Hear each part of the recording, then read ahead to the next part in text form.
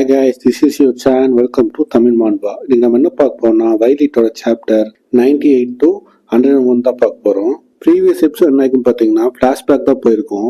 ஜூன்ட்டு எப்படி அவங்க கோச்சால ஏமாத்தப்பட்டான், கடைசியில் அவங்க அம்மா எப்படி இறந்தாங்க அவங்க கண்ணு முன்னாடியே, கையில் எப்படி எக்குசால சேர்ந்தான், கடைசியில் எக்குசா ஏட்டு ஜூனோட அப்பாவை ஜூன் கையிலே கொல்ல வச்சான் சதி பண்ணி. இப்போ அதோட கண்டினியூஷன் தான் பார்க்க போறோம். இப்போ ஃபிளாஷ்பேக்லன்ட்டு ஜூன் அவங்க அம்மாட்ட கேட்பான், ஏமா நம்ம அப்பா எப்படிப்பட்டவர், அதை பத்தி ஏதாவது சொல்ல முடியுமான்னு கேட்பான். அதுக்கு அவங்க அம்மா சொல்லுவாங்க, அவரை பத்தி என்ன சொல்றாரு, அவர் சரியான பொறுப்பே இருக்காரு அவருக்கு, ஆனா ரொம்ப நல்லவர், எனக்கு தெரிஞ்சு இப்போ இல்லாட்டி ஃபியூச்சர்ல கண்டிப்பா நம்ம தெரிய வருவான்ப்பா ஜூன் சொல்லுவாங்க.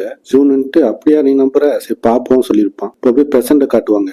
ஜூன்ட்டு அவங்க அப்பா திரும்பி தப்பா எந்திரிப்பா, உனக்கு எதாவது ஆச்சா சொல்லு, உயிரோடு இருந்தா பேசுப்பா அப்படி கத்திட்டு இருப்பான். பட் அவங்க அப்பா செத்துருப்பாரு. ஜூனுக்குன்னு ஒரே ஒரு ஃபேமிலி மெம்பர் தான் இருந்தாரு அவங்க அப்பா, அவரும் இல்லாம போயிட்டா. அது ஜூன் கையாலே செத்தது ரொம்ப சேடான மூமெண்ட். அங்கிருந்து சீன் கட் பண்ணா ஜூன் பேகை தூக்கிட்டு எக்குசா பாஸை போய் மீட் பண்ணுவான். எக்குசான்ட்டு பல் பண்ணிட்டு இருப்பான். அப்ப ஜூன் கேட்பான், இதான பேக் சொல்லி கேட்பான். அதுக்கு எக்குசான்ட்டு good job, death of smile. அது திருப்பி ஜூன் கேட்பான், உங்களுக்கு ஃபர்ஸ்டே தெரியுமா அது எங்க அப்பான்னு. அதுக்கு எக்குசா பாஸ் சொல்லுவான், நான் டெத் ஆஃப் ஸ்மைல் தான் வேலைக்கு அனுப்புனேன், ஆனா வந்தது பார்த்தா ஜூன் வந்துக்கிறான் போல் தெரியுது, தெரிஞ்சாலும் தெரியாட்டி ஒரே வேலை தானே, நான் கொல்ல சொன்ன நீ கொன்ன, அதுக்காக ரிவெஞ்ச் எடுக்கிற மாதிரி நினைக்காத, உனக்கே தெரியும் எக்குசாஸ் ஒரு அவ்வளோ பெரிய ஆர்கனைசேஷன், நீ ரிவெஞ்ச் எடுக்கணும்னு நினைச்சாலே சரி உன் டீம்ல யாருமே உயிரோடு எடுக்க மாட்டாங்க, உன்னையும் சேர்த்துதான் ஜூன். அப்ப டென்டிஸ்ட் பல்ல கிளீன் பண்றதுக்காக ஒரு மிஷின் வச்சிருப்பாங்க. ஜூன் அதை பிடுங்கி எக்குசா மண்டையிலேயே சொருகிடுவான். பாடி கார்டில் அட்டாக் பண்ண வருவாங்க. எல்லாத்தையும் கொண்டுட்டு என் கையில எங்க அப்பாவை கொல்ல வச்சிட்டியடா, இது ரிவெஞ்ச் எடுக்காம என்ன பண்ண சொல்ற அப்படின்னு சோகமா இருந்து அவங்க அப்பா அம்மா கல்லறைக்கு போவான். அங்க போய் அழுக ஆரம்பிச்சிருவான் ஜூன், இந்த உலகத்துல கடவுளே இல்லை அப்படின்னு. அதுக்கப்புறம் ஜூன்ட்டு அவன் பைக்கை கேங் பார்க்கலாம் சொல்லி போவான். அங்க போய் பார்த்தா எல்லாருமே அடிச்சு சாவடிக்கப்பட்டிருப்பாங்க. அவங்க ரிவெஞ்ச் ஸ்டார்ட் பண்ணிட்டாங்க எக்குசா கேங்க்கு அகேன்ஸ்டா. அதுல ஒருத்த மட்டும் அரை உயிரோட இருப்பான். அவனை போய் ஜூன் பார்ப்பான், டே உன் கேக்குதா என்ன ஆச்சு என்ன விஷயம் சொல்லி கேட்பானா. அவன் சொல்லுவான், பாஸ் உங்களை தெரியுதான் வந்தாங்க, எங்களை அடிச்சு நிறைய பேர் கொன்னாங்க, நான் யாருமே சொல்லல நீங்க எங்க இருக்குன்னு. நான் கேள்விப்பட்டது உண்மையா பாஸ், உண்மையா எக்குசா கிட்ட கொண்டுட்டீங்களா நீங்க, டெத் ஆஃப் ஸ்மைல்னா சும்மாவா. ஜூனுக்கு என்ன பேசுனே தெரியாது, கண்ணுல தண்ணி வந்துட்டு இருக்கும் ஜூனுக்கு. அப்ப அவன் சொல்லுவான், பாஸ் எனக்கு ஒண்ணு மட்டும் ப்ராமிஸ் பண்ணுங்க, எப்பவுமே ஹாப்பியா ஸ்மைலிங்கா இருங்க, இதோ பெரிய ஆர்கனைசேஷன் உருவாக்கி காட்டுங்க பாஸ், நான் எப்பவுமே நீங்க சிரிச்சு பார்த்தது இல்ல, எப்போ ஒருத்தனை கொள்றீங்களோ அப்பதான் சிரிப்பீங்க, அப்போதான் நீங்க ரொம்ப சந்தோஷமா இருந்து நான் பாத்துக்கிறேன், உங்களுக்கு விஷயம் தெரியுமா உங்களுக்கு death of smile nick name வெஸ்டே நான் தான் அப்படின்னு சொல்லிட்டு ஜூன் கையிலேயே அவன் இறந்துருவான். ஜூனுக்கு மேல கஷ்டத்துக்கு மேல கஷ்டம் வந்துருக்கு. அவனுக்கு பிடிச்சவங்க எல்லாம் அவன் கண்ணு முன்னாடி ஒருத்தவங்களா இறந்துட்டு இருக்காங்க. ஜூனுக்கு இப்போ வாழவே பிடிக்காம போயிடுச்சு. பட் அதுக்கு ரிவெஞ்ச் எடுக்க முடியுமா, ஒரு கத்தியத்தை எக்ஸோ ஹெட் குவார்டர்ஸ்க்கே போயிடுவான். அங்க போய் கத்துவான், இந்த மாதிரி நான் சாக தான்டா இங்க வந்தேன், ஆனா நான் சாக இருக்குன்னா உங்களை கொல்லாம சாக மாட்டேன்டா சொல்லிட்டு ஒரு சூசைட் அட்டாக்கே பண்ணுவான். ஆனா என்ன ஆகுனா அங்க இருக்கிறவங்க எல்லாத்தையுமே ஜூன் கொண்டுருவான். ஆனா ஜூன் மட்டும் சாக மாட்டான். சூசைட் பண்ணலாம்னு நினைச்சா கூட ஆண்டவன் அந்த டைம் அவனுக்கு இல்லை. இப்போ ஜூன் எதுக்கு வாழணும் சொல்லி காரணமே இல்லாம போயிடுச்சு. கையில் டேஸ் எல்லாம் பாஸ் ஆகும். அப்படியே ஜூனுக்கு எது மேலேயுமே இஷ்டம் இல்லாம அவன் பாட்டு பீர் குடிச்சிட்டு அப்படியே வாழ்க்கையை ஓட்டிட்டு இருப்பான் வேண்டா இருப்பா. அப்படின்னா ஷாப்பிங் போகும்போது ஒருத்தர் டைட்டா வந்துட்டு ஜூன் பின்னாடி அட்டாக் பண்ணிடுவான். ஜூன் அவனை அடிச்சு போட்டுருவான். பட் உங்களை யாருன்னு பாத்தீங்கன்னா எக்குசாவை அட்டாக் பண்ணிருப்பான் ஹெட் குவார்டர்ஸை. அதுல தப்பிச்சவங்கள அவனை அட்டாக் பண்ணிட்டு இருப்பாங்க. கையில ஜூனோட வீடு எரிஞ்சிருக்குமா, கையில போய் கார்பேஜ் கிட்ட போய் படுத்துக்குவான். கையில ரொம்ப ஃபேமஸ் ஆயிருப்பான். வாண்டட் போஸ்டர் ஃபுல்லா ஜப்பான் ஃபுல்லா அவனை தேடிட்டு இருப்பாங்க. இவனுக்கு என்ன பண்ணனே தெரியாம யோசிச்சுட்டு இருப்பான். அவன் மாஸ்க் சுத்திட்டு இருப்பானா. அப்ப அவங்க 4-5 பேர் உட்காந்து பேசிட்டு இருப்பாங்க, இந்த மாதிரி ஒரு கப்பல் போதியா ஜப்பான் இருந்து கொரியாவுக்கு போகுது, ரியல் எஸ்டேட் ஏமாத்தினவன் கவர்மெண்ட் ஏமாத்தினவன் எல்லாம் போயிட்டு இருக்கான், அந்த கப்பல்ல மீன் பிடிக்க ஆள் தேடிட்டு இருக்காங்க, நான் போய் சேரலாம் சொல்லிட்டு போனா. அது ஜூன் கேட்டுருவான். கேட்டு வந்து கேட்பான், எங்கடா கப்பலை பார்த்த சொல்லிட்டு அவன் விசாரிப்பான் டீட்டெயில்ஸ் எல்லாம். இப்போ நெக்ஸ்ட் டே ஜூன் அந்த புரோக்கர் போய் மீட் பண்ணுவான் கப்பல்ல. அவனை பார்த்தோன்னே கேட்பான், அவன் காசு இருக்காடா சொல்லி கேட்பான். ஜூன் தருவான். இது உனக்கு போதுமா அப்படி சொல்லுவான். இது எனக்கு போதும், எப்பா நான் இன்னும் டூரிஸ்ட் மாதிரி ஸ்ட்ரெயிட்டா போல, நீ பார்டர் கிராஸ் பண்ற யாருக்கும் தெரியாம, ஸோ லாங் ட்ரிப்பா தான் இருக்கும், அங்க யாரும் ராஜா மேல மதிக்க மாட்டாங்க, கேப்டன் என்ன சொல்றானோ அதை கேட்டு நடந்துக்கோ புரியுதா. அங்கிருந்து சீன் கட் பண்ண ஜூன் மீன் வலையை போட்டு மீன் எடுத்துட்டு இருப்பான். அதே மாதிரி பணக்காரங்களா எடுத்துட்டு இருப்பாங்களா, பட் உங்களுக்கு வேலை செஞ்ச பழக்கம் இல்லை, ஸோ அவங்க கஷ்டப்பட்டு இருப்பாங்க. அப்போ இந்த க்ரூல வேலை செய்யறவங்க என்ன பண்ணுவாங்கன்னா கப்பல்ல இருக்கவங்க அவங்கள போய் அடிப்பாங்க, ஒழுங்கா வேலை செய்ய தெரியாதா, எங்க கப்பல்ல கைதான் பேசும் புரியுதா அப்படி சொல்லி மாட்டிட்டு இருப்பாங்க. அப்ப ஜூன் அங்கிருந்து கேட்பான், சொன்ன வாக்க மாற மாட்டல்ல, உங்க கப்பல்ல கை மட்டும் தானே பேசும், சிரிச்சுட்டு போய் அவன் மூஞ்சோட குத்திடுவான். கை தடுக்குருவாங்க, அவன் ஸ்மாஷ் பண்ணிடுவான். இன்னொருத்தனை கப்பலுக்கு வெளியே தூக்கி போட்டுருவான். அப்படின்ட்டு மேல இருந்து ஒரு குரல் கேட்கும், ஏன்டா என் க்ரூ மெம்பர்ஸ் எப்படி ரஃபா ஹேண்டில் பண்ற, அவங்கள ஜென்டலா ஹேண்டில் பண்ணு. ஜூன் திரும்பி பார்ப்பா, என்ன கொரியன்ல பேசலாம், நீ தான் கேப்டனா சொல்லி கேட்பான். அதுக்கு மேலன்ட்டு சொல்லுவான், உனக்கு அதுக்கு என்ன டவுட் சொல்லி கேட்பான். யான்னு பாத்தீங்களா அந்த லீடா இருப்பாங்க, இதான் ஃபர்ஸ்ட் டைம் லீன்ட்டு ஜூனை மீட் பண்ணிருப்பான். அது ஜூன்ட்டு கீழே வா கையால பேசிக்கலாம் அப்படின்னு சொல்லுவான். ஜூன்ட்டு ஒரு பாக்ஸை தோக்கடிச்சிருப்பான், டைகுண்டோ ஒரு யூசர் தோக்கடிச்சிருப்பான். முன்தாய் யூசல் தோக்கடிச்சிருப்பான். ஆனா இவன் ஒரு ஃபைட்டர் ஜூன் பாத்துக்கவே மாட்டான். ஜூனுக்கு ஈக்குவல் ஸ்டாண்ட்ல ஃபைட் பண்ணுவான். அவன் ஜூன் சண்டை கட்டி லைட்டா என்ஜாய் பண்ண ஆரம்பிச்சிருவான். ஜூனோட ஃபேவரட் லாக்கான ஃபிளிப் அடிக்கலாம் சொல்லிட்டு அவன் தூக்கி ஃபிளிப் அடிப்பான். பட் பாத்தீங்கன்னா லீ அதையும் நின்றுடுவான். ஃபிளிப் அடிக்கிற டைம் அப்போ 2 கால் ஊனி நின்றுடுவான். ஜூனே ஷாக் ஆயிடுவான். கையிலன்ட்டு லீன்ட்டு இவனை பிடிச்சி ஃபிளிப் அடிப்பான் தலையோட சேர்த்து. ஜூனுக்குன்ட்டு பழைய பேர் ரெஸ்லிங் மோடுக்கு போயிடுவான். ஆனா இந்த வாட்டி வின்னிங் ஆர் லூசிங் கிடையாது, டெட் ஆர் அலைவ். அங்க மீன் பிடிக்க 80 வச்சிருப்பாங்க. டக்குன்னு அதை எடுத்து கீழே இறக்கிடுவான். ஆனா அதோட 8 மட்டும் லீ அடிச்சிடும் 80ல. லீ பார்த்துட்டு கேட்பான், நல்லா சண்டை கடிச்சு எங்க சண்டையை பழகுன? அது ஜூன் சொல்லுவான், சாக போற மனுஷன் நான் சொல்ல விரும்பல சொல்லிட்டு அவனை ஈட்டி வச்சு குத்த வருவான். லீ என்ன பண்ணுவான், டக்குன்னு கன் எடுத்து முட்டியோட சுற்றுவான் ஜூனுக்கு. அது ஜூன் சொல்லுவான், உண்மையான டேட் நான் தோத்துட்டேன் போல் தெரியுது சொல்லுவான். பின்னாடி என்ன பண்ணுவான், கட்டை வச்சு ஜூன் அடிச்சிருவான். கையில அவனை சிப்புக்குள்ள கூட்டிட்டு போயிட்டு பேண்டேஜ் எல்லாம் போட்டு விடுவாங்க. ஜூன் கண்ணு முடிச்சு பார்த்தா லீ பக்கத்துல உட்காந்துருப்பான். ஜூன் அடிக்கலாம் போகாம லீ சொல்லுவான், திரும்ப சண்டை ஆரம்பிச்சாதப்பா, இங்க டாக்டர் எதுவும் இல்ல, திரும்ப ஏதாவது ஆச்சுன்னா நான் ரெடி பண்ண முடியாது உன்னைய. நீ படுத்துருக்குமோ ப்ரொஃபைல் எடுத்து பார்த்தேன், கோச்சை கொண்டுக்கிற, எக்குசா பாஸையை கொண்டுக்கிற, வாண்டட் போஸ்டர் ஃபுல்லா ஜப்பான்ல. எனக்கு ஆட்டோகிராஃப் கிடைக்குமா? Death of smile. அது ஜூன் கேட்பான். தேவையெல்லாம் பேசாத விஷயத்துக்கு வா சொல்லுவான். பேசாம என் கூட சேர்ந்துக்கோ ஜூன், நான் பெரிய பிளான் வச்சுக்கேன் கொரியா போயிட்டு. எனக்கு ஆள் போல எல்லாம் இருக்கு, ஆனா ஒன்னுமே ஃபைட்டர் கிடையாது. இவரை X gangster, so come and join with us.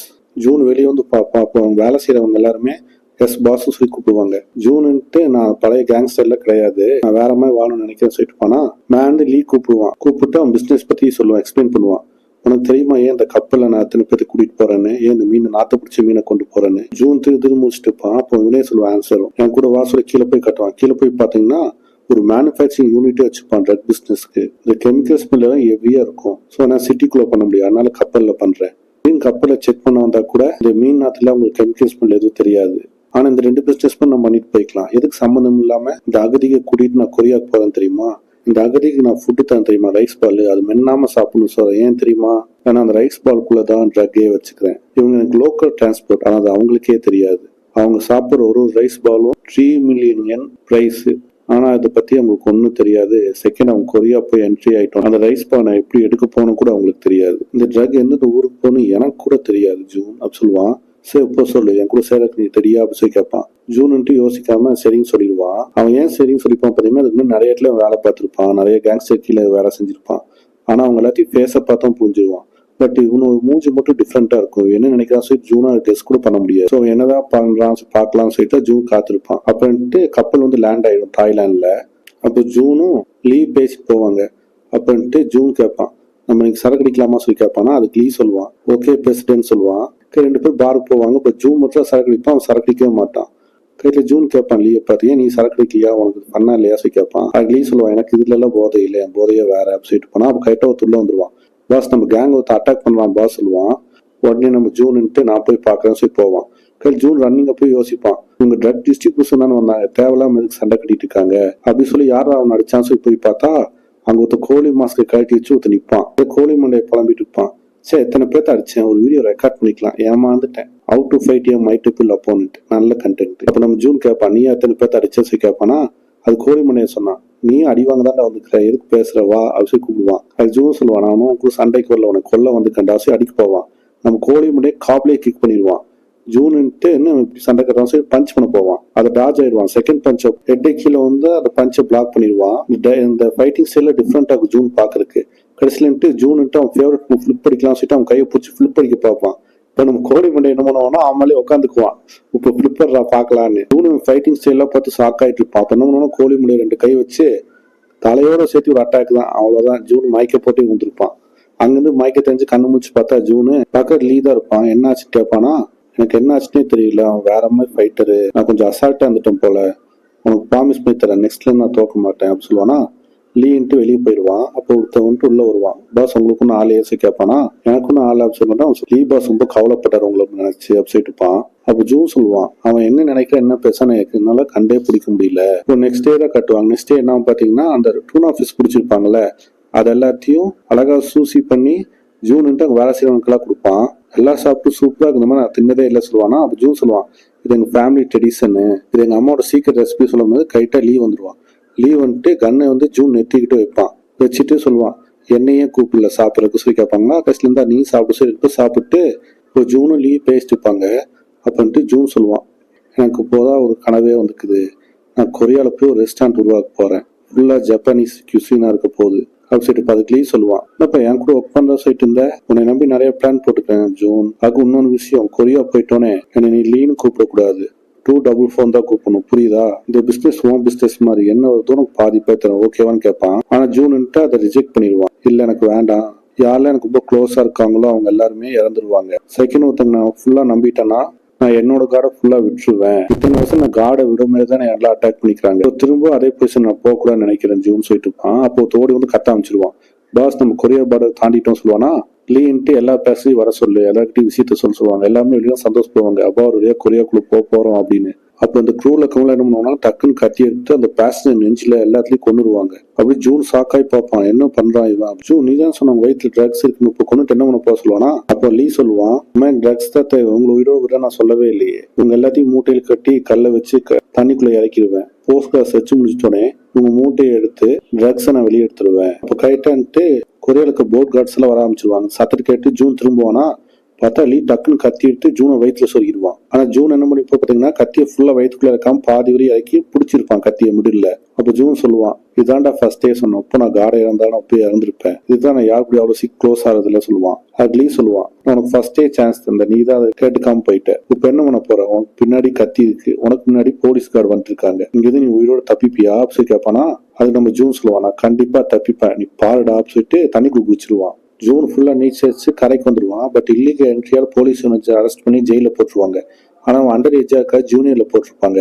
இவன் ஜெயிலுக்குள்ள போயிட்டோன்னே அங்க இருக்க மித்த கைதியில அவன் வேக்கிங் பண்ண பார்ப்பாங்க. பட் ஜூன் எல்லாத்தையும் போட்டு அடிச்சு போட்டு தியானம் பண்ணிட்டு இருப்பான். இந்த மாதிரி நெகட்டிவிட்டியில மைண்ட் விட்டு போகணும், அதான் அவங்க அம்மா இறந்தது, அந்த கோச் பண்ண துரோகம், எக்குசா, இது ரீசெண்டா லீயா பார்த்தான் தெரியுமா, அதையும் தான். அதெல்லாம் மெடிடேஷன் பண்ணி எமோஷனை கண்ட்ரோல் பண்ணிட்டு இருப்பான் ஜூனு.